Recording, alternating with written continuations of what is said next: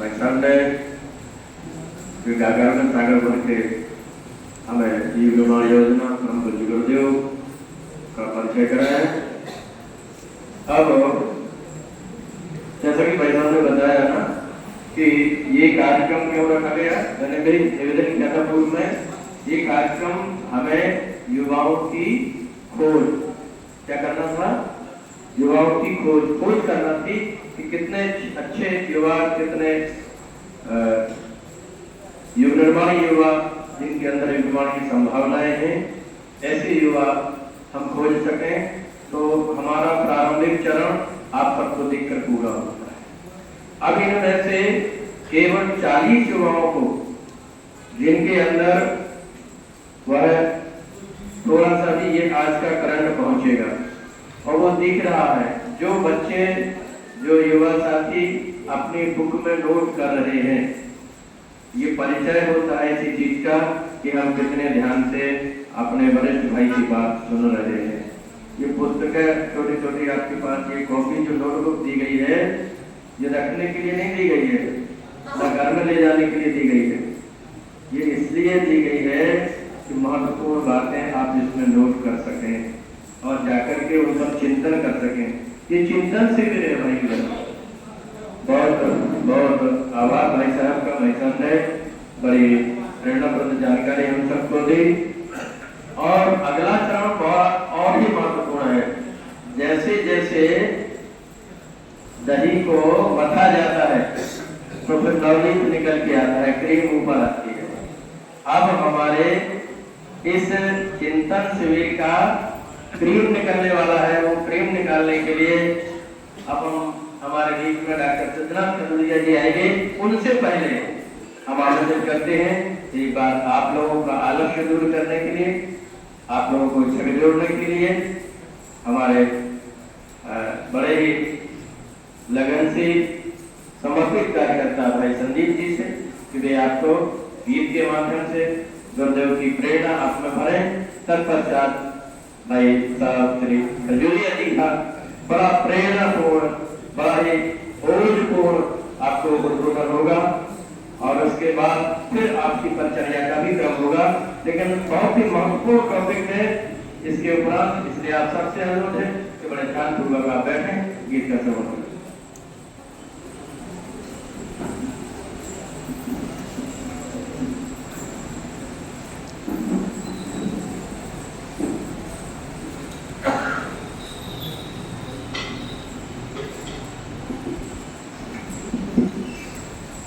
जागरण का समय है, अब सोने का समय है। इसलिए जो अपनी पूरी ताकत के साथ में अपनी जोत को जगाइए और क्योंकि आपको जगाने के लिए आए हैं, जो स्वयं जागे हैं और दूसरों को जगाने की सामर्थ्य की दीपक जब जलाता रहता है करीब दूसरों को जला पाता है। ऐसे व्यक्तित्व आपके सामने बैठे हैं, आइए उनके सामने अपने आप को जागृत अवस्था में करें और गीत को समझें। राष्ट्र के जागरण का समय आ गया। आगे तैयार हो? राष्ट्र के जागरण का समय आ गया, अब युवाओं सृजन का समय आ गया।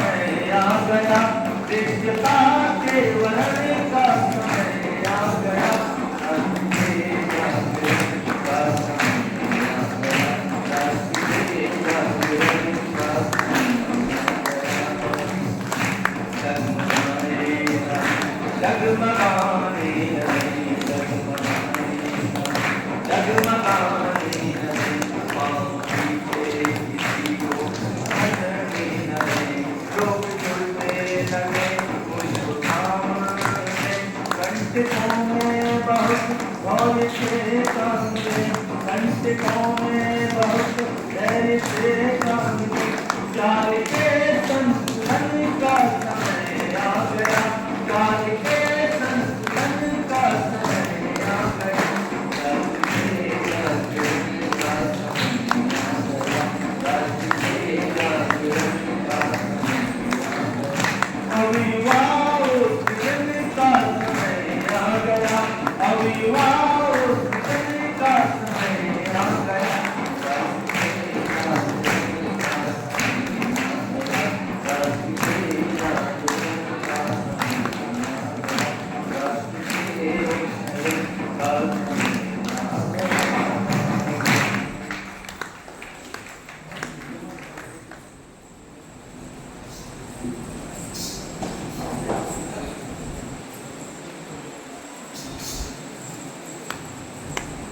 बोलिए गणपति महाकाल की युवाओं की जय घोष नहीं है अभी। परम पूज्य गुरुदेव की भाइयों बहनों, युवाओं, एक डॉक्टर बनना, इंजीनियर बनना, वकील बनना, शिक्षक बनना और जीवन में कई प्रकार से अच्छा व्यवसायी बनना, इन सबसे ऊपर सबसे महत्वपूर्ण है एक अच्छा इंसान बनना। एक अच्छा इंसान कैसे बने?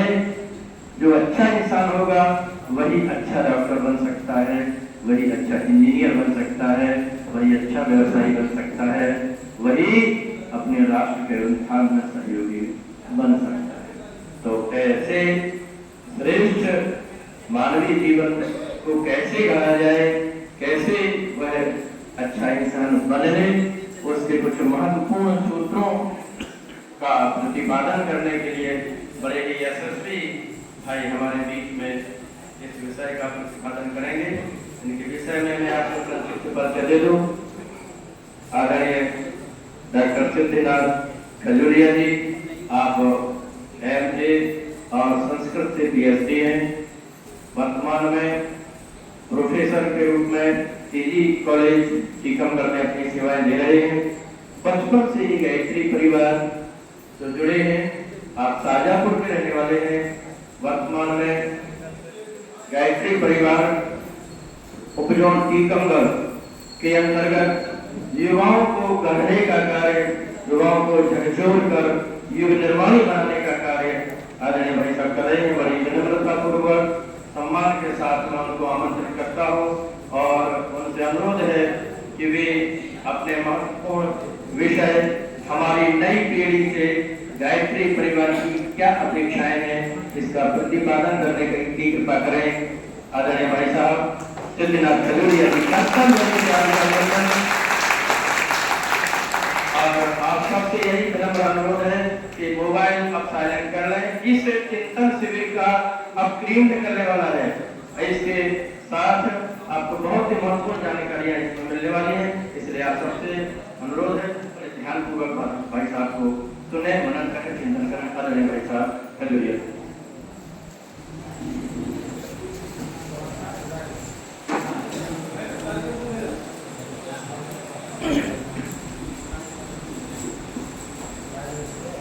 एक बार कमर सीधी करके सभी लोग बैठेंगे, हमारे साथ साथ गायत्री मंत्र का उच्चारण करेंगे।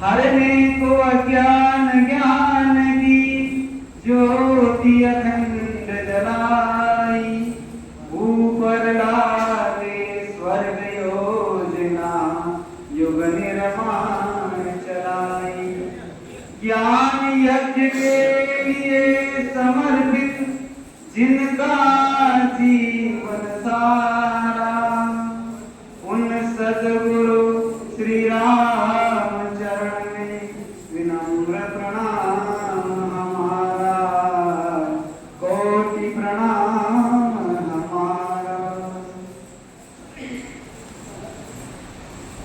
आज का एक महत्वपूर्ण चिंतन शिविर जिला स्तरीय संपन्न होने जा रहा है। इसमें हमारे साथ में मंच पर विराजमान टीकमगढ़ उपजोन के समन्वयक आदरणीय श्री दिलीप कटारे जी भाई साहब, सह समन्वयक सामान्य राय साहब, जिला समन्वयक छतरपुर आदरणीय सीताराम विश्वकर्मा जी भाई साहब, यहाँ के मुख्य प्रबंध ट्रस्टी आदरणीय पालीवाल जी भाई साहब, इधर वरिष्ठ मंडल में हमारे समस्त मार्गदर्शक जिन्होंने गुरुदेव के साथ मिलकर के कंधा से कंधा उनका लगाकर इस मिशन को छतरपुर तक में भी यहाँ जो संख्या देखने को मिल रही है, मैंने कही आपके गुरु कार्य की उपज है। देवतुल्य हमारी माताएं बहनें जो निश्चित रूप से गुरु कार्य को करते हुए अभी तक अपना जीवन यापन करते हुए आई हैं। हमारे इस कार्यक्रम में छतरपुर जिला के युवा समन्वयक हमारे जो चौरसिया जी है, उनसे लगातार मैं इस कार्यक्रम के अपडेट ले रहा था। जब से इसकी तैयारी चल रही थी, लगातार हमारा संपर्क हो रहा है।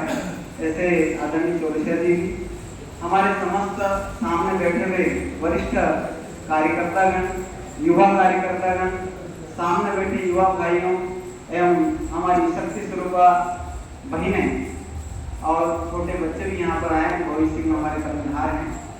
आप सभी की उपस्थिति निश्चित रूप से आज के इस कार्यक्रम की भव्य गरिमा को प्रदर्शित कर रही है।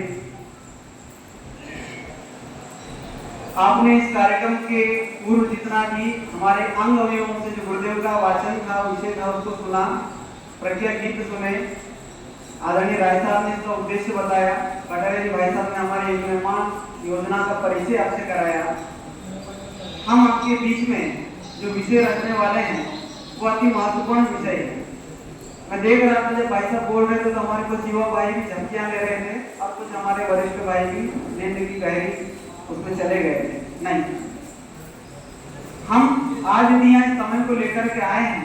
जैसा कि पहले के हमारे भाई साहब ने बताया था कि आपको गुरुदेव ने बुलाया है, तो फिर गुरुदेव ने हमको बुलाया और हमने भी आज का समय गुरुदेव को दिया है, तो फिर पूरा मन वचन कर्म से, शरीर से तो आप आ गए हैं, मन और वचन से भी आपको यहाँ रहना है और यहाँ से जो कुछ बताया जा रहा है उसको ग्रहण करके अपने गुरु कार्य में आगे समय का नियोजन करना है। इसलिए कृपया करके पूरी तल्लीनता से विषय को श्रवण करेंगे।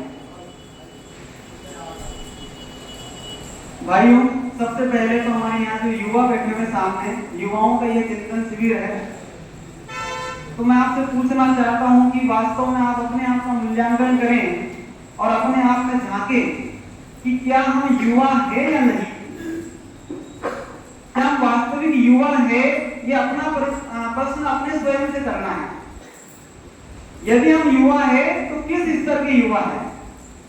युवा तो बहुत सारे, हमारा देश तो युवा प्रधान देश कहलाता है, लेकिन हमारे देश के युवाओं की दिशा धारा, उनका लक्ष्य क्या है, क्या कर रहे हैं, हम किस कैटेगरी के युवा हैं?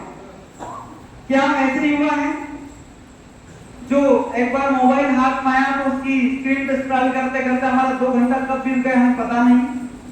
क्या हम ऐसे युवा हैं जो रात की 11-12 बजे सोते हैं और सुबह 8-9 बजे उठते हैं, बाकी जीवन में, समाज में, राष्ट्र में, परिवार में क्या हो रहा है उससे हमारा लेना देना नहीं है? क्या हम ऐसे युवा हैं जो व्यसन को अपना जीवन का अंग बना करके और जीते हुए चले जा रहे हैं? क्या हम ऐसे युवा हैं जो बहुत कुछ बुद्धि के माध्यम से कमा तो रहे हैं, लेकिन उसका खर्च कैसे किया जाए उसका विवेक न रखते हुए और जीवन यापन करते हुए चले जा रहे हैं? क्या हम इस गायत्री परिवार की संस्था में बैठे हुए ऐसे युवा हैं जो हमारे एक महान गुरु के शिष्य बन करके और हमने अपने जीवन का महत्व समझ लिया और हमें ज्ञान हो गया है कि हमारा जीवन किस उद्देश्य के लिए मिला है और हमें क्या करना है? ये युवा है, कौन से युवा हम हैं, ये हमें मूल्यांकन करना है। आज हम कहते हैं कि हमारे पास समय नहीं है, युवा कहता है कि हमारे पास समय नहीं है, कई युवा हो सकते हैं इसमें बेरोजगार हो, कई युवा नौकरी सर्विस करने वाले, उद्योग धंधे करने वाले हो। तो क्या युवा समय नहीं ये कहकर के अपने आप को समाज के, राष्ट्र के निर्माण में अपनी भूमिका से हट सकता है क्या? समय है, समय का सदुपयोग नहीं करना जानते, बस यही सबसे बड़ी समस्या है।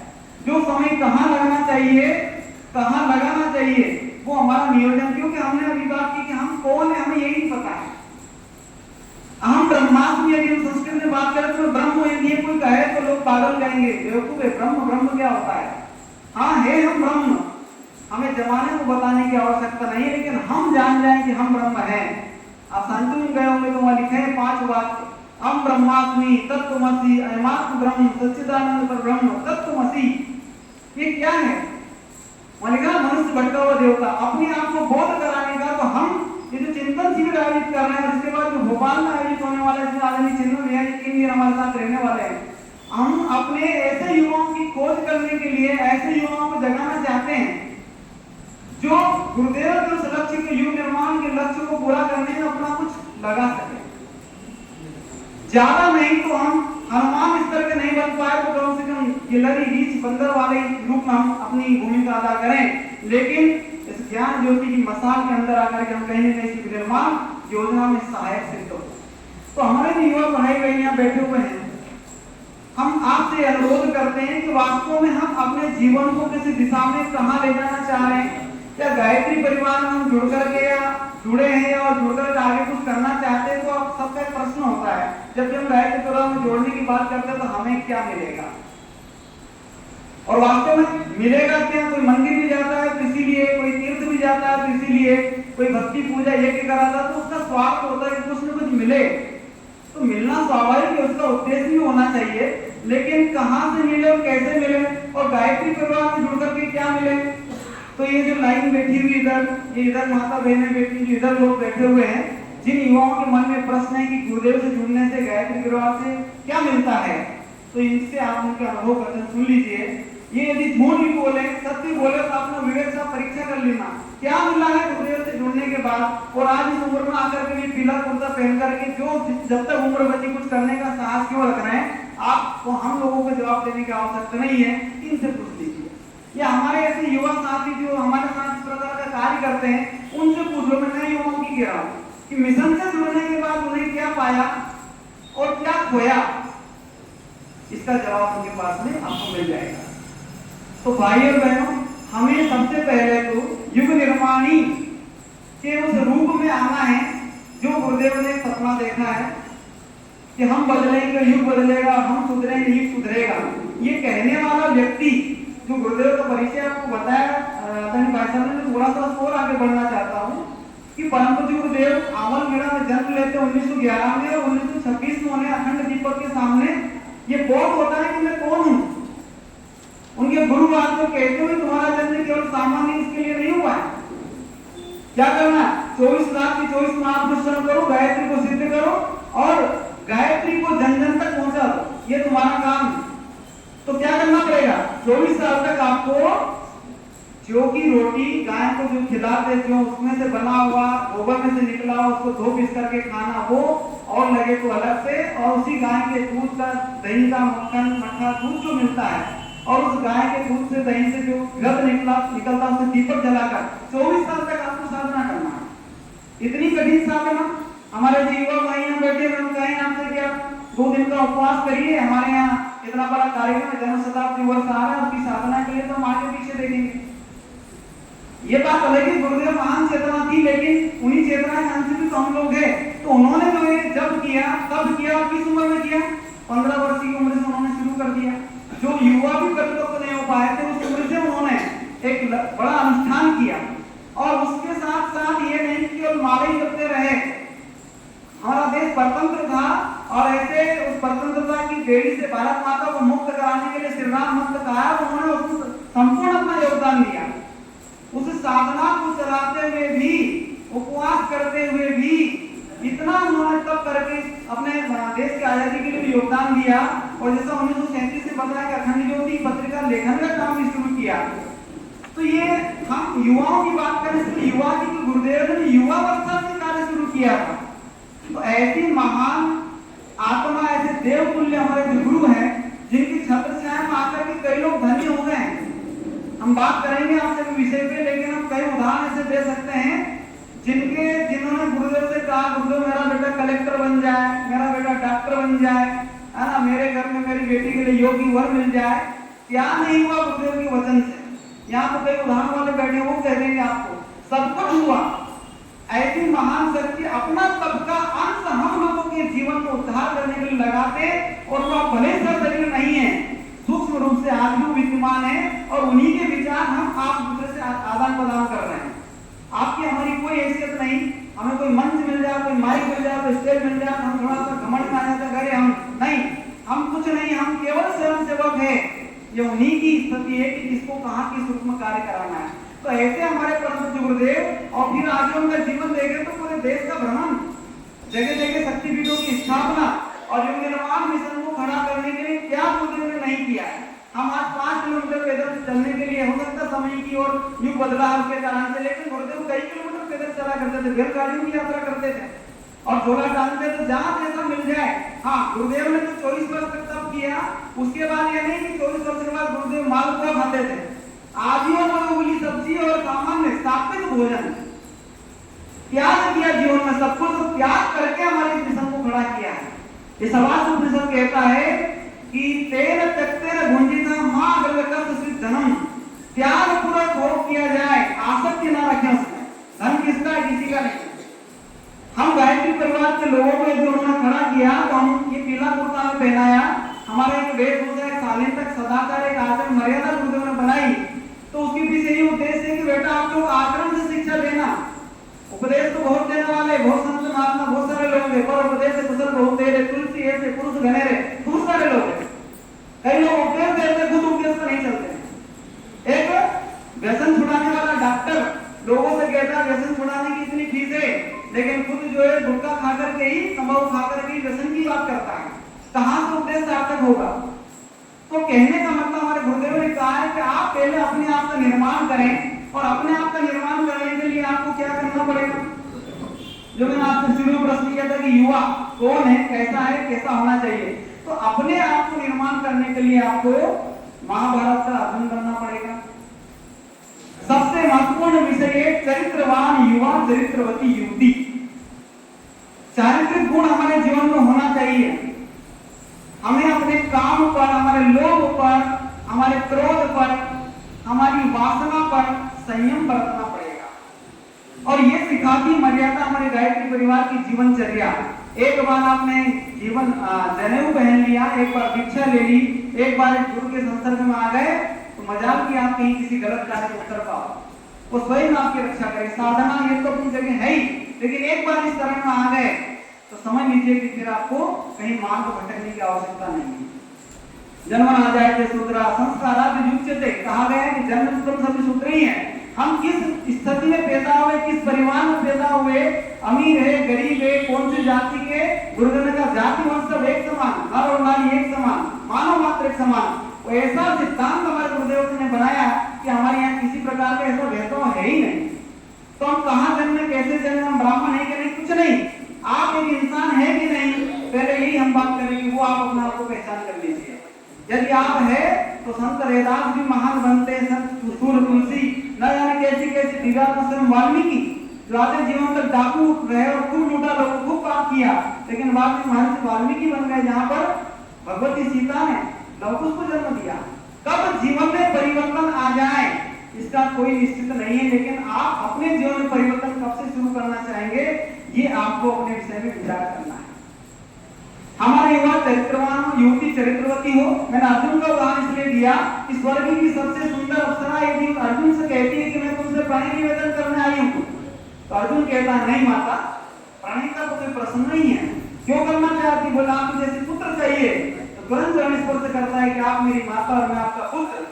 भले ही उस युवती का श्राप देखना पड़ा अर्जुन को, लेकिन नहीं। महाराज शिवाजी के सामने यदि यवन कन्या आती है, सुंदर कन्या, डोली में बिठा करके लाते सैनिक और कहते हैं आपके लिए, तो खूब डांटते अपने सैनिकों को। महाराज शिवाजी तो आपने ये भी नहीं समझा, इतने साल तक मेरे साथ रह रहे हो, मेरा चरित्र ऐसा है कि यवन कन्या पर मोहित हो जाओ। डांटा तो और भगाया, जाओ तो सम्मान, भले उन्होंने जीत लिया है, उनकी कन्या को उनके घर पर छोड़ करके आएंगे। तो ऐसे आदर्श हमारे महापुरुष जो हैं, तो हमारे गायत्री परिवार के युवा पर कोई दाग नहीं होना चाहिए। मित्रों, हम पीला कुर्ता पहले हम जब रहे हैं, कोई भी थोड़ा मिशन का काम करते रहिए, हमारी शैली में, जीवनचर्या में कहीं ना कहीं दाग है, तो फिर ऐसे ही लोग हमारे इस मिशन को बदनाम भी कर देते हैं। फिर अच्छे लोग उसी दृष्टि से देखे जाते हैं। और संसार आपकी बुराइयां देखने के लिए खड़ा है, अच्छाइयां देखने के लिए कोई नहीं है। आप कितना ही अच्छा करो, आपकी बुराई ढूंढेंगे कि इसके अंदर बुराई क्या है। जहां आपने गलती की कि बस उन्होंने पॉइंट पकड़ा नहीं, इसलिए हो सकता है इंसान गलती है, गलती का पुतला हो भी जाती है, लेकिन ऐसी गलती ना करें जिससे हम परिवार, समाज, हमारे प्रकार का मिशन बदनाम हो। इसलिए सदाचारी जीवन जो गुरुदेव ने सिखाया, हमारे युवा युवती भाइयों से निवेदन मेरा है कि हम अपने आप को एक आदर्श बनाएं और अपने जीवन का मूल्य भी समझिए कि वास्तव में एक तरफ हम रामचरितमानस की बात बीच में लेकर आ रहे हैं कि बड़े भाग्य मानुष तन पावा, सुर दुर्लभ सब ग्रंथ ही गावा। तो ये क्यों कहा गया? इस शरीर का महत्व नहीं है मित्रों, इस शरीर में रहने वाली जो आत्मा है उसका सबसे बड़ा महत्व है। इस शरीर के अंदर 5 कर्मेंद्रियां, 5 ज्ञानेंद्रियां और एक मन, ऐसे 11 इंद्रियां हैं। और इन समस्त इंद्रियों को यदि कोई लास्ट में कंट्रोल करता वो है आत्मा, और उस आत्मा तक हम नहीं पहुंच पाते हैं। मन नामक जो इंद्रिय है वो इन 10 इंद्रियों को घुमा फिरा करके हमें संसार रूपी सागर में क्या करती, चक्कर लगवाती रहती है। लेकिन आत्मा तक यदि हम पहुंचे तो निश्चित रूप से भी इन इंद्रियों को नियंत्रित किया जाता है। तन्मय मनः शिव संकल्प मस्तु, शिव संकल्प सूक्त यजुर्वेद में कहा जाता है कि ओम यत् जागृतो दूर मुदेति देवं तदु सुप्त तथैवेति दूरं गमं ज्योतिषाम ज्योतिरेकम तन्मय मनः शिव संकल्प मस्तु। जो मन जागृत व्यक्ति से दूर चला जाता, हम लोग यहाँ बैठे हैं जागृत अवस्था में हैं, लेकिन मन कहीं और चला गया थोड़ी देर के लिए, और उसी प्रकार सोए व्यक्ति के पास से भी दूर चला जाता, हम सोए हुए हैं और स्वप्न में हम कहीं विदेश घूम रहे हैं। ऐसा मन, इसको नियंत्रित करने की आवश्यकता है। इसलिए कहा है मन को शुभ विचारों वाला बनाइए, और यही विचार कांड के ज्ञान गुरुदेव ने चलाया है कि मन यदि हमारा शुद्ध हो गया, विचार हमारे यदि सही हो गए, तो विचार कांड के ज्ञान इसी को कहते हैं निर्माण हो, यही संकल्प हमारा। तो आज हमें विचारों के माध्यम से, युवाओं के चरित्र चिंतन के माध्यम से समाज में वो आदर्श स्थापित करना है जिसके माध्यम से बोलने की आवश्यकता ही नहीं, हमारे कर्म को देख करके ही लोग आचरण को बदल रहे हैं। इसलिए जो हमारी शिक्षा है, जो हमारी विद्या है, और जो हमारे गुरुदेव ने इतना बड़ा साहित्य लिखा है, उसका मूल उद्देश्य यही है कि हम विचारों के माध्यम से, चाहते तो गुरुदेव बहुत कुछ कर सकते थे, लेखनी क्यों चलाई, 3200 पुस्तकें क्यों लिखी। आप चिंतन करिएगा, जो लोग नए जुड़े हैं, जो पुराने, नए से मतलब हमने इनकी जानकारी ली थी कि कौन आए हैं आपके शिविर में, तो पता चला कि हमारे कई कार्यकर्ता पुराने, उनके बच्चे भी आए हैं, कुछ नए भी आए, कुछ कार्यकर्ता इस तरह के हैं। तो आप जो है गुरुदेव कुछ लेखनी, कुछ विचार पढ़िए और समझिए। मैं तो वरिष्ठ परिजनों से ये निवेदन करना चाहूंगा कि क्या हम गुरुदेव के उस युग निर्माण के लक्ष्य को पूरा करने के लिए युवाओं को आह्वान नहीं कर सकते? क्या हम इसकी शुरुआत हमारे घर से नहीं कर सकते? हम हमेशा दूसरों की अपेक्षा करते हैं कि भैया वहां से युवा मिल जाए, वहां से मिल जाए, और हमारे वरिष्ठ परिजन कहते हैं, क्योंकि मैं पूरे प्रांत में युवाओं का कार्य देखता हूं, इसलिए कह रहा हूं, अरे भाई युवा कहाँ आते, युवा कहाँ जुड़ते हैं? ये प्रश्न है ही नहीं। यदि एक वरिष्ठ कार्यकर्ता भाई बहन ने 2 युवा के जीवन में जोड़ करके मिशन में नहीं लगाया, तो भले आपको अच्छा लगे बुरा लगे, आपने मिशन से जुड़कर जो कार्य किया है उसको अपने जीवन के साथ ही आपने समाप्त भी कर दिया है। यदि आपने 2 युवा जोड़ करके उसको मिशन में लगा दिया, उनका निर्माण कर दिया, तो समझ लीजिए कि आपने गुरुदेव के उस मिशन को अंगीकृत करके और अपना जीवन धन्य बना लिया है। आपने जो कार्य किया वो अपनी जगह सही है, लेकिन आज युवाओं का आह्वान, जब आप युवा थे तब आप समझिए आपने कैसे कार्य किया होगा, आपको किसने जोड़ा होगा, और आपको जब जोड़ा होगा आपने किस तरह से आज तक जिस कैसे के बहाना को छोड़ा ही नहीं। ऐसे हम सब लोग बैठे हुए कि आज कोई हमें कह दे, कोई लोग दे दे कि तुम्हें 10 करोड़ रुपए देंगे, तुम्हें 50 करोड़ देंगे, तुम गायत्री परिवार छोड़कर के हमारी संस्था में काम करने लग जाओ, तुम इतना सब कुछ देंगे, तो मजाल कोई हमको हिला सके। तुम 1 रुपया भी मत दो, हमें 1 रुपए की चाह है, हमें गुरुदेव ने इतना दिया है और इतना मिलेगा कि हमें आपकी इस लोभ लालच की आवश्यकता नहीं। ऐसे युवा हमारे, तो वरिष्ठों से निवेदन है कि हमें इसलिए यहाँ चिंतन शिविर किया जा रहा है। एक बार और किया हमने 2022-23 में किया था। अब ये जो चिंतन शिविर, इसमें जो आपको बुलाया गया है, इसका उद्देश्य लंबी छलांग लगाना है, लंबे समय तक चलने वाले युवाओं की खोज हमको तैयार करना है। ऐसे युवा नहीं जो केवल अपना साधना करके और अपना बस आए मंदिर गए और चले गए, ऐसा नहीं। हम लोग 40 युवा और या जिले में 150 युवा सुपर 100 की जो छटनी करेंगे, वो लोग कम से कम, मैं ज्यादा नहीं कहता हूँ, 5 साल तक तो आपको इस मिशन में काम करना ही है। जो भोपाल में जाएंगे उनके एक नियम मर्यादा बनाने वाले हैं, बताने वाले हैं। वो वहां से जब आएंगे तो फिर वो सोचे कि भाई साहब हमें तो 1 महीने तक समय नहीं है, हम उन्हें नहीं मानेंगे। आप जाए तब जब आप प्रतिदिन 1 घंटे का समय दें और सप्ताह में 1 दिन का समय देंगे तो ही आप अपनी हामी भर के काम भरिएगा, अन्यथा नहीं जाना, कोई आवश्यकता नहीं है। अरे सब लोग सुन लीजिए, समय सबके पास है, करना नहीं चाहते हैं, समय निकालने की आवश्यकता है। चाहे आपकी जॉब हो, चाहे आपका बिजनेस हो, और समय कैसे नहीं होता है, कहाँ नहीं निकलता है, आप निकालिए तो सही। मैं एक और बात कर रहा हूँ कि हमारे बहुत सारे भाई बहन कहते हैं कि हमको ऑफिस में 8 बज जाती है, हम कैसे गुरुदेव का काम करें। सबसे पहले तो अपनी साधना को आप मजबूत रखें, थोड़ा प्रतिदिन स्वाध्याय करें खंड ज्योति पत्रिका का, और फिर गुरुदेव से कहें गुरुदेव हम किस रूप में कैसे काम करें। हमारे अंदर ललक तो है, हम करना तो चाहते हैं लेकिन कर नहीं पाते, गुरुदेव से हम रास्ता निकाल लेंगे। और वरिष्ठ लोगों के साथ ना जुड़िए, उनके अनुभवों से जुड़िए कि बताइए आपने भी तो घर चलाया, आप भी तो गृहस्थी थे, सन्यासी तो है नहीं, आप कैसे समय निकालते थे। नौकरी करने वाले से पूछिए, बिजनेस वाले से पूछिए, वो सब बता देंगे आपको। और तो स्वयं अखंड ज्योति में लिखा हुआ है, आप पढ़िए तो सही। समय निकलता, समय का काम कैसे करना है उसकी भी एक योजना है।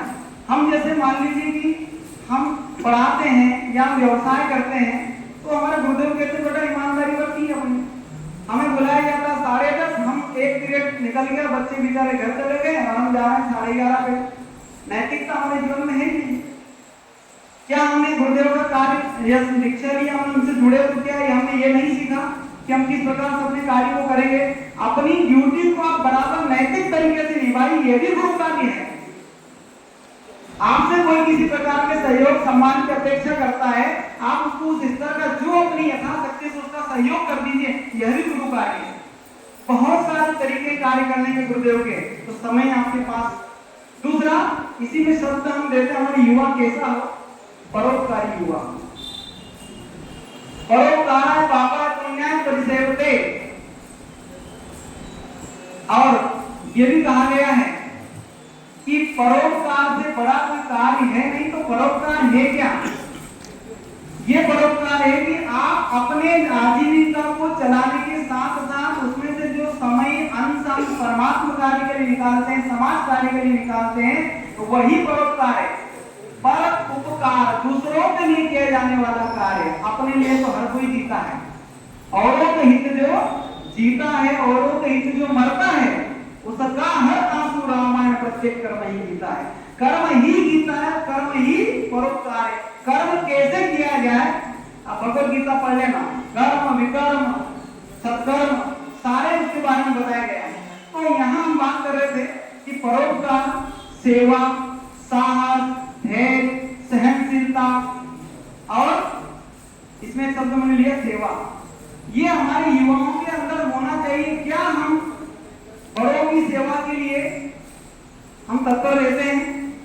क्या हमारे अंदर ये भाव है कि हमारे जो बड़े हैं, बड़ों में कोई ये नहीं, हमारे माता पिता, समाज का कोई भी पर्सन जो भी गुरु कार्य में तत्पर है, जो भी श्रेष्ठ कार्य में लगा हुआ है, उसके साथ हम जुड़ करके कैसे कार्य कर सके। तो सेवा का भाव हमारे अंदर है कि नहीं। हम आते हैं, गायत्री शक्ति भी आते हैं, और कोई कुर्सी किधर रखी, कोई किधर रखा, हमें कोई लेना देना नहीं, हम तो आपको बैठ गए। अरे यहाँ अपनी व्यवस्था, अपना मिशन का क्षेत्र है, अपन आकर के यहाँ कुछ कार्य कर सकते हैं। तो सेवा का भाव भी हमारे अंदर होना चाहिए।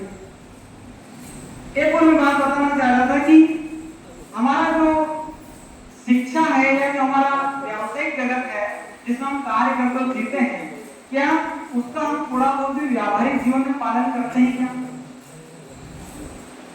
शिक्षा और विद्या की जो बात आई थी कि शिक्षा केवल आपको अर्थोपार्जन के लिए है, विद्या जो है आपको समाज में अपने आप को बनाए रखना और उसका जो अर्थोपार्जन किया है उसका किस प्रकार से विवेक से कार्य किया जाए उसके लिए है। तो व्यावहारिक जीवन में हमें कई बार जो है जो शिक्षा से महान दिखाई देते हैं, बड़े बड़े पोस्ट पर बड़ी बड़ी विद्या अर्जन की है, लेकिन व्यवहार में हमको दिखाई नहीं देता।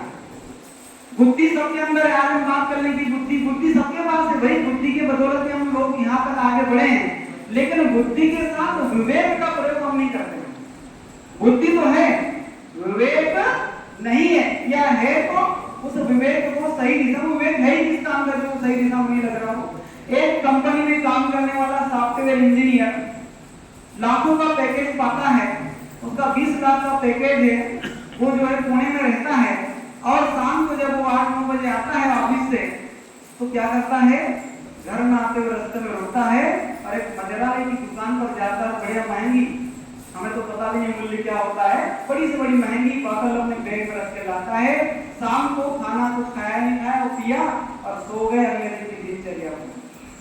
शिक्षा से आपने धन प्राप्त किया, बुद्धि से आपने अच्छी कंपनी में जॉब पाई, लेकिन विवेक नहीं, धन कमाया, तो सुनियोजन कैसे करें। तो मित्रों, हमारे गायत्री परिवार में गुरुदेव ने यही सिखाया है कि हमें शिक्षा के साथ साथ विद्या, हमारे मिशन के बेटे बेटियां भले वो बहुत करते रहो, लाखों का पैकेज नहीं पाए, लेकिन उन्होंने ये कह दिया है कि आवश्यकता के अनुसार अपनी परिस्थितियों को निर्मित कर लें और परिस्थितियों के अनुसार अपनी आवश्यकताओं को बना लें।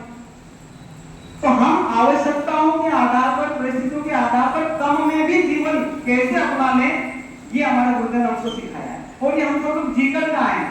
मैं तो कहता हूँ सभी लोग यहाँ बैठे, हम भी बैठे हुए हैं, बहुत न्यून से न्यूनतम में, कभी मिला कभी नहीं मिला। जूते क्या होते हैं, अच्छे वाले कॉलेज पढ़ने वाले बच्चे जो वीआईपी जूते पहन के आते हैं, वीआईपी कपड़े पहन के आते हैं, और हमें 2 जोड़ कपड़े मिल जाते थे और उसमें शर्टी वोटी तो छोड़ो, तो उसमें जीवन जीकर के आया। तो पता चला, तो गुरुदेव ने सिखाया बेटा यही तो करना है। और मिशन से जुड़ने के बाद पहले आपको थोड़ा तप तो करना पड़ेगा। आप आज जुड़े और 6 महीने साल भर के बाद कह दो हमें तो गुरुदेव ने कुछ नहीं दिया, मित्रों तप करना पड़ता है। माधवाचार्य ने 12 वर्ष तक गायत्री को जपा था, फिर भी सिद्ध नहीं। हमारा हो सकता पूर्व जन्म के कुछ संस्कार हो, उसमें विद्या चली गई, तो हम पहले किस जन्म में थे क्या थे हमें थोड़ी ना पता है। तो गायत्री को जपे, गायत्री की साधना करें, मिशन से जुड़े तो आपको मिलेगा जरूर। जो भी आप बोलोगे, इसमें कार्य करोगे, वो निश्चित रूप से आपको कई गुना मिलेगा। इसलिए बोलना पड़ेगा। तो हमारे युवा भाई बहन, इनके हाथ में आगे मिशन की बात हो है। अभी हमने कार्यकर्ताओं के स्तर की बात सुनी थी, हम भी बता दें आपको कि सबसे पहले हम गायत्री परिवार में सदस्य के नाम पे आते हैं। हमने नए व्यक्ति को जोड़ा, खंड ज्योति से जोड़ा है, नवरात्रि के समय जोड़ा, उसको साधना बताई, वो थोड़ा आना जाने लगा सदस्य। फिर जब वो थोड़ी साधना करने लगे और कई सालों तक उसमें, कई समय तक उसमें लगे रहे, तो वो हमारे हो गए साधक। फिर उसने अनुष्ठान भी करना शुरू कर दिया, और जो साधना से अपने आप को उन्होंने परिपक्व बना लिया, अपनी एबिलिटी बना ली। गायत्री परिवार की आचरण मर्यादा में उसने अपने आप को बना लिया, तो फिर हम उसको कहते हैं कि भैया गुरु कार्य करेंगे, तो कार्य करता है। फिर वो झोला उठा करके फिर वो व्यसन मुक्ति आंदोलन के लिए बाहर निकलता है, संस्कृति ज्ञान परीक्षा के लिए निकलता है, बाल संस्कार चलाता है, तो वो कार्यकर्ता स्तर का होता है।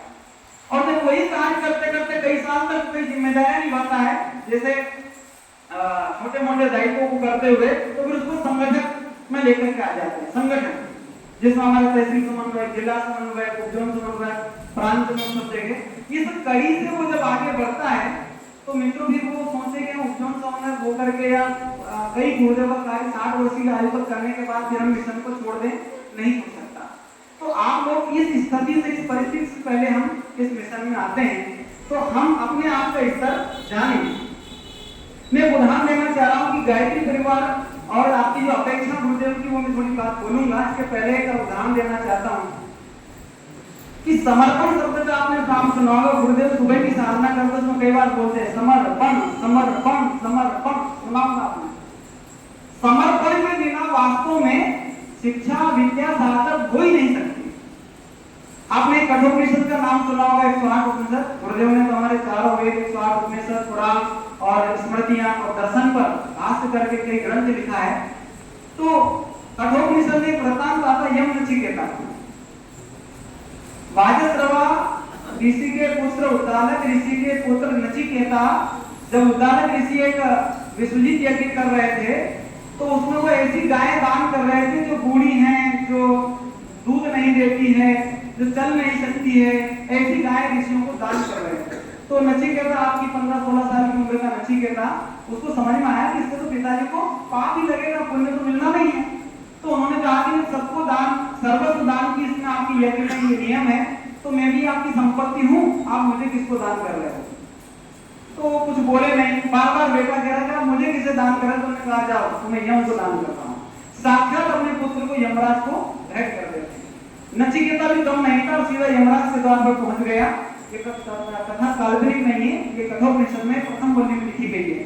और वहां जाता है तो हमारे यमराज नहीं थे, द्वार पर 3 दिन तक बना रहता है। तब क्या होता है, 3 दिन बाद जब यमराज आते हैं तो उनकी पत्नी कहती कोई ब्राह्मण बालक 3 दिन से द्वार पर पड़ा है ना, कुछ खाए पिए। तो उसके बदले में वो नचिकेता से कहते हैं कि हमने अतिथि का सत्कार नहीं किया, इसलिए हम आपको 3 वरदान देना चाहते हैं, मांग लीजिए। कौन से वरदान? तो बोले ठीक है। तो बोले एक तो ये कि मेरे पिताजी नाराज ना हो, क्योंकि मैं आपके पास आया हूँ लेकिन मैं मृत्यु को तो प्राप्त हुआ नहीं हूँ, तो प्रसन्न हो जाए। दूसरा, अग्निचयन विद्या क्या होती है, अग्निहोत्र विद्या क्या होती है, इसके बारे में आप बताएं। उन्होंने कहा तथास्तु। तीसरे उन्होंने कहा कि मरने के बाद इस आत्मा का क्या होता है, अर्थात आत्मविद्या क्या है, इसके बारे में बताइए। मित्रों, इतना कठिन प्रश्न हर कोई आज के बालकों की बुद्धि नहीं होती, तर्क शक्ति नहीं है। उसने जाके सीधा कहा कि आत्मविद्या। तो नचिकेता को यमराज ने कहा कि बेटा तुम इसके बदले में और कुछ दुनिया के भौतिक सुख सुविधा संपत्ति जो चाहे, राजपाट स्त्री भोग से लगा करके दुनिया भर के भोग जो राजा महाराजा करते आए सब नहीं। वो कह रहे कि ये तो सब मैं जानता हूँ, ये सब नस्वर है और इसमें जो रंग गया उसे कुछ नहीं मिला है, आपको देना है तो आत्मविद्या बताइए, अन्यथा आपका वरदान खाली छोड़ दीजिए। तो उन्होंने कहा कि मेरे को देवता भी इसको समझने वाले की पात्रता नहीं है। बोले ठीक है, यदि हमारी पात्रता नहीं तो हमें मत बताइए। जब नचिकेता की इतनी बड़ी समर्पण भक्ति, कई परीक्षा ली उन्होंने यमाचार्य ने, तब उसमें पास हो गए। तब उन्होंने आत्मविद्या के बारे में उस नचिकेता को बताया। हम युवा युवतियों को ऐसा समर्पण और ऐसी गुरु के प्रति श्रद्धा और निष्ठा चाहिए, तब जाकर के, नहीं तो आपको लोग दिखाने वाले बहुत है। अरे हम गायत्री परिवार के हो, अच्छा क्या जानते हैं, क्या नहीं। कई जगह परीक्षा होती है हमारी, हम थोड़ा बहुत यकीन कराना जानते हैं और उसमें कई गलतियां लोग निकाल देते हैं। आपको दिखाने वाले बहुत लोग हैं और कई लोग ऐसे में बीच में छोड़ करके चले जाते हैं। नहीं, हमें अपने आप को समर्पण करके रखना है। आपको उदाहरण याद है गुरु ऋषि धोम और आरुणी का। आरुणी यदि जाता है गुरु के कहने पर कि खेत की पाल को बांधना है, मिट्टी बह रही है, पानी बहुत अधिक है, तो जाकर के लेट जाता है, रात भर पड़ा रहता, बेहोश हो जाता है। सुबह गुरुजी जाते तो पता चलता कि बेहोश अवस्था में पड़ा, उसको पर कहीं मिट्टी निकल गई है। उसको लाते आश्रम में उपचार करते और पूछते बेटा ऐसा क्यों किया, सारे शिष्य आ गए, तुम भी आ जाते। बोले नहीं गुरुदेव, आपने कहा था कि मिट्टी में रहना चाहिए, इसलिए मैंने कहा कि मेरा जीवन चला जाए कि गुरु के आदेश का पालन, उनकी खेत की मिट्टी बच गई तो इससे जो ऊपर जरूर इससे आश्रम चलता रहेगा। वो सब आरुणी की जो समर्पण भक्ति अपने गुरु के प्रति थी और उसी के कारण से गुरु ने उसको इतना वरदान दिए तो आरुणी जाके महान हो गया। हमारे गुरुदेव के लिए भी हम लोगों को, आप लोग जो नए हैं आप जुड़िए, और इसमें कई लोग तो पुराने, ज्यादातर पुराने जो गायत्री जपते भी इस गुरु को पहले पढ़िए। हम एक पुस्तक लेके चलते हैं हमेशा, हमारी वसीयत और विरासत। जिनको भी कोई समस्या है जीवन में, जो जुड़ रहे हैं, काम नहीं कर पा रहे हैं, एक बार इसको पूरा पढ़ लीजिए।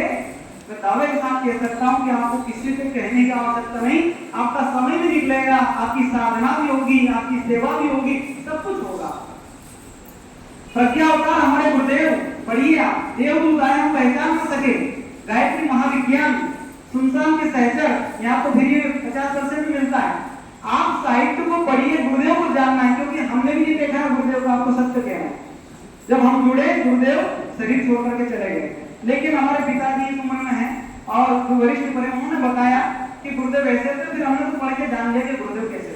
तो हमें गुरुदेव से साक्षात्कार करना है तो हमें कहीं न कहीं अपने साहित्य से जुड़ना होगा, अन्यथा हमें कुछ मिलने वाला नहीं है। इसमें एक बात मैं कहना चाह रहा था आपको, धर्म तंत्र से लोक शिक्षण की बात हमारे यहाँ आती है। तो धर्म तंत्र क्या और लोक शिक्षण क्या, पहले तो हमें यही नहीं पता होता है कि हमारे यहाँ भी कई लोग धर्म करते रहते हैं। धर्म क्या है, गुरुदेव ने बहुत अच्छा बताया है, कर्म एवं धर्म, आपका कर्म ही धर्म है। आप जो कर्म कर रहे हैं, यदि आप किसी ऑफिस में हैं और वहाँ 4 लोग जाकर के कहते हैं कि साहब वो बाबूजी या वो सर बहुत अच्छे हैं, उनका बहुत अच्छा व्यवहार है, यदि उस कर्म को आप अच्छे से कर रहे हैं तो भैया आपको मंदिर में घंटे बजाने की जरूरत नहीं है, वो कर्म ही धर्म है। इसलिए कर्म को करिए, धर्म होगा तो धर्म तंत्र से लोक शिक्षण। अब लोक शिक्षण क्या है? जो लोगों ने शिक्षा प्राप्त की हम लोगों से, हमारी ड्यूटी के माध्यम से, हमारे कार्य के माध्यम से, यही शिक्षण है। और गुरुदेव ने अपने जीवन में उसको उतार करके जमाने को दिखाया है। कितना गुरुदेव ने किया है, हम गुरुदेव को बखान करने नहीं आए, लेकिन हम आपको बताने आए। पुराने लोग सब जानते हैं और कई तो जानते हो कि अनजान है, ये सबसे बड़ी बात है। जान गए फिर भी हम मानते नहीं है। कहीं आता है बोला रहे हमारे गुरुदेव बड़े साहब, गुरुदेव की क्या कहना, गुरुदेव, अरे गुरुदेव की क्या कहना नहीं, गुरुदेव क्या कह रहे हैं वो कुछ कर रहे हैं कि नहीं कर रहे हम लोग। गुरुदेव कह रहे हैं कि भैया तुम जो है मेरे विचार जन जन तक पहुंचा दो, आपका काम है केवल पोस्टमैन से, आप पोस्टमैन के हिसाब से मेरे डाक पहुंचा दो, वो माने या ना माने उसके ऊपर आप मत चलिए। कई लोग कहते हैं साहब वो तो हमें भला बुरा कहते हैं, गुरुदेव कहते मैं हूं ना, आपने घर का निमंत्रण लेकर थोड़ी ना गए, मेरे विचार लेकर के गए। जब मेरे विचार लेकर के जाओगे तो वो केवल आपको काम करना, वो जुड़ने वाला है कि नहीं जुड़ने वाला, बदलने वाला है कि नहीं बदलने वाला, वो टेंशन आपका नहीं है। जैसे गुरुदेव ने कहा कि मनुष्य में देवत्व पद और धरती पर स्वर्ग का उपकरण हम लेकर के आएंगे, तो ये हम लोगों ने तो नहीं कहा, गुरुदेव ने कहा ये बात हम दूसरों से कहते हैं। किस माध्यम से? उनके विचारों के माध्यम से। अब वो जुड़े ना जुड़े, हमारा मित्र है युवाओं का, कोई व्यसन करता है, आप उसको कहे तो सही भैया व्यसन करना बड़ी बेकार बात है, हम नहीं करते हैं, तुम्हें भी नहीं करना चाहिए, कहो तो सही। हम ईमान है वो क्या छोड़ेगा? अरे उसको तो कई लोग के चूंकि घर वाले नशा मुक्ति केंद्र में ले गए, कुछ नहीं हुआ। अरे उनने नहीं कहा, लेकिन आपकी तपस्या, गुरुदेव की तपस्या का अंश और आपकी साधना का अंश जो है वो विचार जब उसके कान में पड़ेंगे तो हो सकता है कि वह जो है बदल जाए, छोड़ दे। हमारे यहाँ कॉलेज में व्रत के वो इतना खाता है गुटखा बाउल, हमने उससे निवेदन किया, मैंने कहा भैया मेरी बात मानते हो? बोले सर आपकी बात तो मानूंगा। मैंने कहा मेरी बात मानो तो तुम कल तैयार होकर के आना, हम कल आपका व्यसन छुड़ाएंगे। हमने उसको दूसरे दिन बुलाया, कुछ नहीं, संकल्प जल दिया, बाटल में से निकाल के संकल्प दोहराया और उसे कहा, और सौंफ और शक्कर लेके गए घर से और कहा कि ये जब भी याद आए तो खाना, पर अब मेरी वचन को पूरा करना तुम भैया, मैं संस्कृत पढ़ाता हूँ, संस्कृत देव भाषा है, यदि आपने छोड़ दिया जीवन धन्य हो जाएगा। मित्रों आज 26वां दिन है, आप चाहो तो फोन लगा के बात कर सकते हो। वो लड़का इतना खाता था, मुंह में से खत्म नहीं होता था उसका, वो आज व्यसन छोड़ चुका है उसका। और उसको देखते हुए बाकी 3-4 दूसरे लोग, सर हमारा भी, हमने कहा उसको पहले पूर्व परिपक्व हो जाना तो फिर तुम्हारा नंबर लगेगा। बात तो करो आप,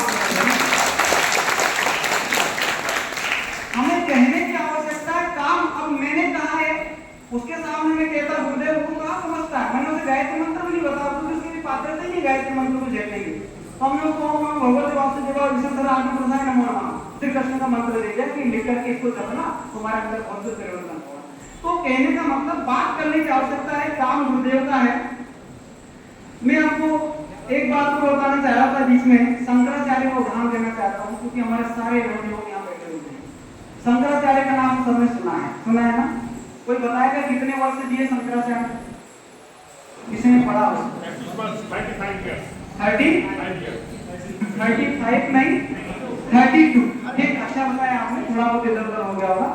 32 वर्ष तक जीने वाले शंकराचार्य यदि हमारे वैदिक ज्ञान को धरातल पर पुनः स्थापित कर दे, जब यहाँ पर मुगलों यवनों का काल था, उस समय यदि हमारी भारतीय संस्कृति की एक तरह से कल्पना हो रही थी और हम भारतीय संस्कृति को एकदम लुप्त प्राय देख रहे थे, तब जाकर के वो 32 वर्ष का एक नौजवान 4 मठ स्थापित कर देता और पैदल ही पूरे देश का भ्रमण करता है और हमारे वैदिक संस्कृति को अद्वैत दर्शन को स्थापित कर देता है।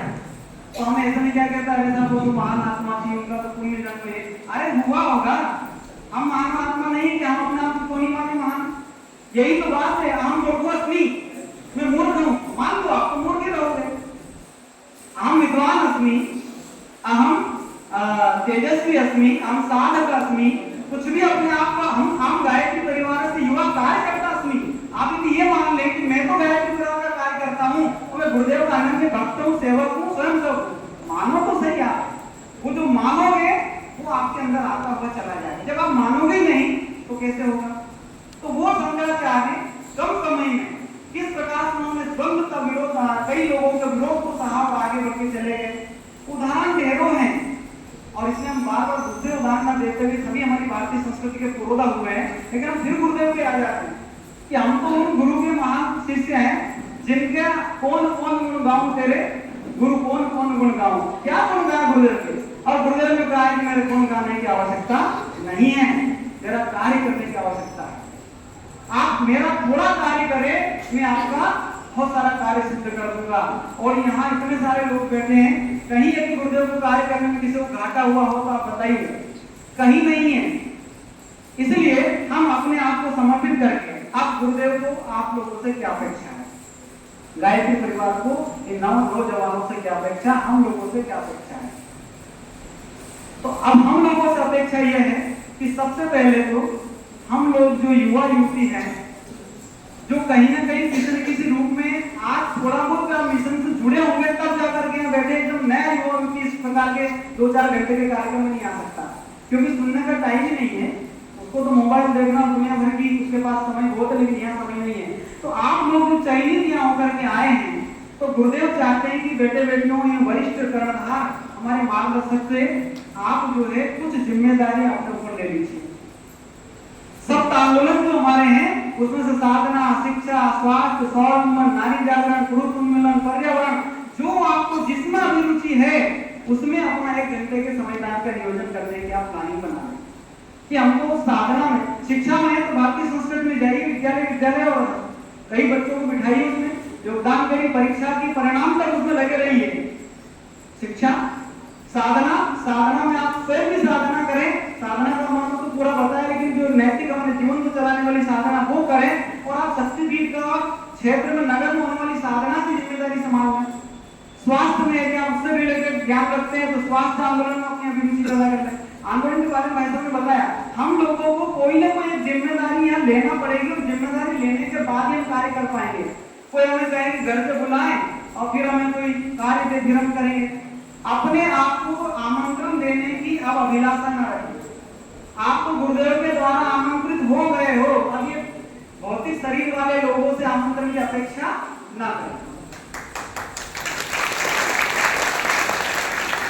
ये तो बस ठीक है कि हम लोग जो है शरीर हैं, कोई किस रूप में कार्य कर रहा है, कोई किस रूप में कार्य कर रहा है। तो आप लोग जो है इस प्रकार से और अपनी साधना को सुदृढ़ करें। सबसे पहले अपने आप को गायत्री परिवार के कर्मठ कार्यकर्ता बनाने के प्रयास में लग जाए कि नहीं हो तो वो आप लगे जिनके पेरेंट्स से जुड़े, माता पिता जुड़े हुए हैं। हम कई पेरेंट्स से सुनते हैं साहब हमारा बेटा बेटी तो हमारी सुनता नहीं है। अरे हम यहाँ तक क्या कहें आपसे, ऐसे हमारे कार्यकर्ता है जिन्हें जीवन लगा दिया लेकिन उनका बेटा व्यसन मुक्त नहीं हो पाया, वो व्यसन में ग्रस्त है। वो कह रहे हैं भाई साहब आप छुड़वा दो। हमने कहा ठीक हम प्रयास करते हैं, लेकिन आपने यदि इनको नहीं किया तो क्या है। तो हम आपसे कह रहे हैं कि आप जो वरिष्ठ लोगों से मार्गदर्शन लेकर के अपने आप को पहले तो व्यसन मुक्त बनाइए, फिर आप अपने आप को साधक बनाइए। अपना कम से कम 20 मिनट का प्रतिदिन आप स्वाध्याय करिए, अखंड ज्योति पढ़िए। गुरुदेव की बहुत सारी किताब, इतना वांग्मय देखिए आप, ये अलमारियां देखिए मित्रों, ये केवल ताला लगा के दिखाने के लिए नहीं, ये हम कहें वरिष्ठ लोग पढ़े इनके लिए नहीं। इन्हें तो पढ़ लिया, पढ़ भी लिया और उसको गुण भी लिया और जीवन का जवान मतलब समझ लिया। अब उनका जो होना गुरुदेव कर देंगे, लेकिन आपका क्या होना ये इसमें बंद है। ये हमारी आपको खोलने की आवश्यकता है। इनमें से एक किताब का स्वाध्याय करिए, जीवन बदलता हुआ चला जाए। तो ये आपको ये करना है कि साधना हमारी सुदृढ़ रहे, स्वाध्याय हमारा सुदृढ़ रहे, और फिर हम क्या करते हैं भाई हमें दीजिएगा, हम क्या करना चाहते हैं। बाल संस्कार पर आप चलाइए, काम इतने सारे हमसे चाहिएगा। हम जिला समन्वय युवा समन्वय भाई के माध्यम से आपको योजना बता दें कि आपको किस कार्य में करना है। लेकिन आज की बात सुनकर के आपको अच्छी लग रही हो तो केवल उसको काम तक सीमित नहीं रखना है, उसको हृदय में उतारना और जीवन में उतारना, उसका अनुपालन करना है। ये प्रशिक्षण इस प्रकार के आयोजित किए जाते हैं, इसमें आपका समय लगा, हम लोगों का समय लगा, गुरुदेव का आप सब लोगों का थोड़ा थोड़ा अंशदान से आज का भोजन पानी ग्रहण करेंगे वो ये लगा। तो केवल ऐसे थोड़ी ना है कि बस आए और सुनिए कथा गए वो चले गए। इसलिए हमारे यहाँ शिविर प्रशिक्षण इस नाम से हम लोग कार्यक्रम रखते हैं, प्रवचन भागवत कथा ऐसा नहीं है। तो आप लोग जो आज यहाँ आए संकल्प लेंगे कि हमें आने वाले 5 वर्ष तक कम से कम, कह रहा जिंदगी का ठेका मत लीजिए, 5 वर्ष तक हम गुरुदेव का काम करेंगे, सप्ताह में 1 दिन का समय निकालेंगे। ये हमारा संकल्प है और हम बड़े भाइयों से उसके लिए प्रार्थना करेंगे। फिर आप देखिए 5 साल में आपने जो काम किया है, मैं कहता हूं कि ये तो फिर वैसा वो रहता है ना, वो काली की एक बार कपड़े पे कोई काला कलर लग गया तो छूटने वाला नहीं है। ऐसा ही ये गुरुदेव का जब एक बार आपके हृदय पर आपके मन में बस गया तो फिर आप लाखों कोई आपको छुड़ाना चाहे आप मिशन को कभी नहीं छोड़ पाएंगे। और सत्यनिष्ठ बने रहें, आदर्श बने रहें, नैतिक बने रहें, सदाचारी बने रहें, क्योंकि वही लोभ जो है ये बहुत बड़ा खतरनाक हमारे जीवन में आता है। मैं अभी एक विद्यार्थी, एक हमारे यहाँ यूनियन की मिसेस हमारे अंदर में पीएचडी कर रही है, वो आए तो लाइब्रेरी से बढ़िया सा वो फ्री में बच्चों को बांटने के कागज के बंडल होते हैं, पेन होते हैं, डायरी होती है, सब चले गए। 4:30-5 बजे जब अकेले बैठे थे डिपार्टमेंट बहुत सारा लेकर के, बोले सर ये आप कर दीजिए। मैंने कहाँ से लाया? बोले सर वो बच्चे जो नहीं लेते हैं और उनकी बच्ची रहती है तो अब आपको काम आ जाएगा। मैंने कहा भैया मुझे क्या जरूरत है, मैं जब कागज खत्म हो जाता है तो प्राचार्य इनको देते हैं, आप अपने कागज वगैरह सब ले जाइए। और आपकी मिसेज को, पत्नी को यदि पीएचडी हमारे अंदर में करना है तो कृपया करके ना मुझे धनी की आवश्यकता है ना किसी अन्य चीज की आवश्यकता है, जितनी बार मैं कहूँ उसको क्लास में वो आ जाए। इसके अलावा आपको किसी प्रकार का एक मिठाई का डब्बा भी लाने की आवश्यकता नहीं है। आपने 5-6 साल से मुझे क्या देगा, तो वो सब पका गए। बोले सर मैंने कहा पहले इनको रख के आएगा। मित्रों हम ये कह रहे हैं कि हमारा आदर्श ऐसा होना चाहिए, उसकी वो फ्री की चीज हम रख लेते, हमारा भी मन गंदा होता और उसी फ्री की चीज को वो भी कहीं ना कहीं हमारे साथ उसी प्रकार का व्यवहार करता। हम अपने आप को इतना मनोबल और नैतिकता के ऊपर लेकर के आए कि कोई हमारे ऊपर उंगली उठाने वाला ना हो। इसलिए गुरुदेव के इस कार्य में आने में, कार्यकर्ता बनने में कई लोग हिचकिचाते हैं। कई लोग तो मिशन से जुड़ने के बाद भी पीला कुर्ता पहनने में, हम तो देखे हैं ना, वो नहीं पहन पाते हैं। कोई इंजीनियर है, गायत्री विभाग से जुड़ा हुआ है, लेकिन वो रिश्वत लेता है कई प्रकार के देखेगी तो वो नहीं पहन पाता कपड़ा। हमने देखा है बहुत सारे लोग हैं क्योंकि मिशन से जुड़े और कहते हैं गुरुदेव ने बहुत कुछ दिया तो फिर उसका पालन करो ना। आपकी छवि कुर्ता पहनने की क्या दिक्कत है आपको? तो एक कुर्ता, अब तेरा दुख दर्द हृदय का मां हमने पहचाना और इसीलिए पहन लिया यह केसरिया बाना। ये बाना सहज नहीं है, ठीक है ना, पहले मानना पड़ता है, अपने आप को मानना पड़ता है, तब जाकर गुरुदेव यदि इस रूप में आए हैं तो उन्होंने समाज को, राष्ट्र को दिशा दी है, तो उसका एक उद्देश्य उन्होंने अपने आप को उसमें तपाया है। आज करोड़ों गायत्री परिवार के लोग उस पर विश्वास करते हैं, तो इसी कारण से ये भाई साहब बैठे कटारे जी इंजीनियर हैं, इन्होंने हमारे टीकमगढ़ नगर में कॉलोनी का बहुत बड़ी समस्या थी पानी का निस्तारण कर, लेकिन नगर पालिका का हम कर लेते काम। तो उसका जो नगर पालिका अध्यक्ष है वो मुसलमान पप्पू मलिक, वो अन्य दूसरे ठेकेदार के इंजीनियर पर विश्वास नहीं करता। भाई साहब से कहा आपके पेमेंट भी सही होंगे, सब कुछ होगा, आपका में विश्वास है। मुसलमान है, दूसरों पर विश्वास नहीं करता, लेकिन आपसे विश्वास ये किसने? ये गुरुदेव ने बताया ये विश्वास की। इस प्रकार का हमको जो बनना पड़ेगा, तो कई उदाहरण आपके सामने है, क्योंकि समय हो गया ना, मैं इसलिए ज्यादा बोला हूँ क्योंकि मुझे बोलने के लिए ज्यादा कहा था, मैंने समय भी अपना ज्यादा रखा था, क्योंकि बोलना युवाओं के बीच में युवा बोलेंगे, युवा मतलब ये नहीं है कि युवा सभी युवा है, आयु से भले थोड़ा सा वो हो, लेकिन जो गुरुदेव का कार्य करता हम इनको कहते हैं हमारे भूतपूर्व युवा, और भूतपूर्व हमारे युवा बहनें यहाँ बैठी हुई है। भूतपूर्व का मतलब शरीर से भूतपूर्व है, मन से और गुरुदेव का कार्य करने से आज हमसे भी आगे है। तो ऐसे सभी वरिष्ठ परिजनों की उपस्थिति में जो आज ये युवा चिंतन शिविर रखा गया है, मेरे समस्त युवा भाई बहनों से विशेष निवेदन है कि अपने आप को गुरु कार्य में लगाने के लिए, गायत्री परिवार का सदस्य बनाने के लिए और अपने आप को एक अच्छा इंसान बनाने के लिए यदि आप इस मिशन से जुड़कर कार्य करना चाहते हैं तो यहाँ भरपूर भंडार है, यह अमृत पारस और कल्पवृक्ष है। आपको केवल उनके नीचे बैठने की, पीने की और उनकी छां लेने की आवश्यकता है। आप सब लोगों ने बहुत अच्छे से हमको सुना, आप सभी को प्रणाम। ओम शांति।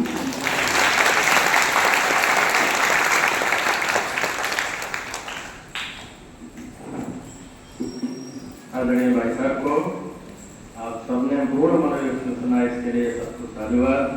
आदरणीय वरुण साहब ने बड़े व्यवहारिक पद्धति से बात को समझाया हमें, और आशा है कि हमारे सभी युवा साथियों को व्यवहारिक जीवन की कुछ शुद्ध भाई साहब ने बताए, उनको नोट भी किया कर लिया होगा आपने। और अब कार्यक्रम अवसान की ओर है। इसके पहले हम अपने भाई संदीप जी से अनुरोध करेंगे कि आकर 4 पंक्तियों से हमारे सबूतों को अवगाहित करने का कष्ट करें, ताकि सब में पुनः नया जोश आए अगले सेशन के लिए तैयार। बोलिए परम पूज्य गुरुदेव की देखिए अभी जो आपके अंदर जोश आया है और सपूत बनने का एक भाव पैदा हुआ होगा कि हम वास्तव में इस देश के एक सपूत बन करके रहेंगे, तो इसके लिए आपको स्मार्ट युवा बनना है। क्या कौन सा स्मार्ट युवा? क्योंकि भारत सरकार क्या चला रही है, स्कीम चला रही है, क्या बना रही है, स्मार्ट सिटी। और स्मार्ट युवा बनाने का किसी ने अगर एक दायित्व लिया है अपने हाथ में, तो वो है गायत्री युवा। तो आप गायत्री करवा रहे हैं तो आप स्मार्ट युवा बनो। कौन से स्मार्ट बने? अभी तक तो हाथ में क्या रहता है, स्मार्टफोन। अच्छा एक आपसे क्वेश्चन पूछा, आपके हाथ में स्मार्टफोन और चलाने वाले क्या तो उससे काम क्या होगा, स्मार्ट ही किया। अगर फोन अगर घटिया भी है और चलाने वाला स्मार्ट हो तो वर्क क्या हुआ उससे, अच्छा नहीं खराब, अच्छा। तो आपको अच्छे युवा बनना है, स्मार्ट युवा बनना है। आपके हाथ में कोई का मोबाइल है, उससे कोई जाना लेना देना नहीं है। आप स्मार्ट युवा बनिए, पूत नहीं सपूत बनिए। पूत तो कोई भी हो सकता है, आप सपूत बनिए। इस देश को आप ऊंचाइयों पर ले जाने के लिए अपने आप को संकल्पित करें।